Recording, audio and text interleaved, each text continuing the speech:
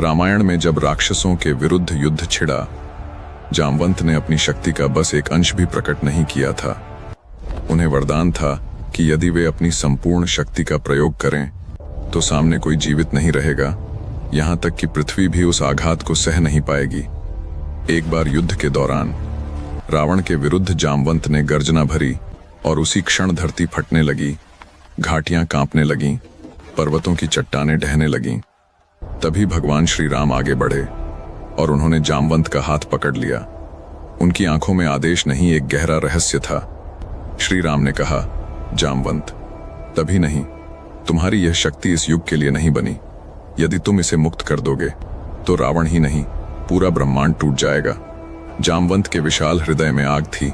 हर योद्धा की तरह उनका भी एक ही सपना था, एक ऐसा युद्ध जिसमें वो अपनी संपूर्ण शक्ति लगा सकें। पर श्री राम के आदेश ने उस प्रचंड शक्ति को शांत कर दिया। लेकिन श्री राम ने एक वचन दिया, एक ऐसा वचन जो किसी ग्रंथ के पन्नों में नहीं लिखा, जो सिर्फ युगों से हवा में तैरता रहा। श्री राम ने कहा, द्वापर युग में जब मैं श्री कृष्ण रूप में उतरूंगा तब तुम्हारी यह इच्छा पूर्ण होगी।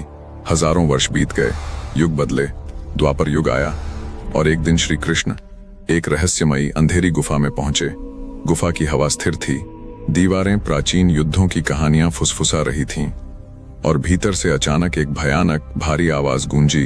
कौन है जो ऋक्षराज की निद्रा भंग करने आया है? वो आवाज ही पर्वतों को चीर सकती थी। अगले ही क्षण एक विशाल आकृति गुफा से बाहर निकली। शरीर से धुआं उठ रहा था, आंखें गर्जन करती अग्नि जैसी लाल। सदियों की शक्ति उनके भीतर उबल रही थी। उन्हें यह भी याद नहीं था कि सामने खड़े ठाकुर वही श्री राम हैं। उनके भीतर सिर्फ एक ही एहसास जल रहा था, आज वो दिन है जब मैं अपनी संपूर्ण शक्ति लगा सकता हूं। और फिर शुरू हुआ समय और भगवान के बीच का युद्ध। पहले ही प्रहार में गुफा फट गई।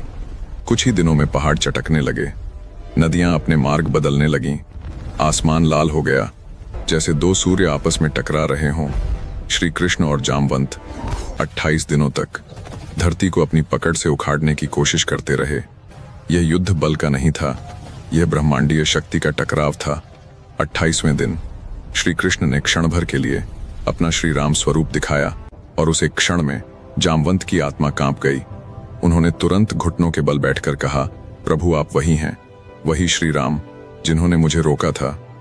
युगों पुराना वो वचन यहीं पूरा हुआ।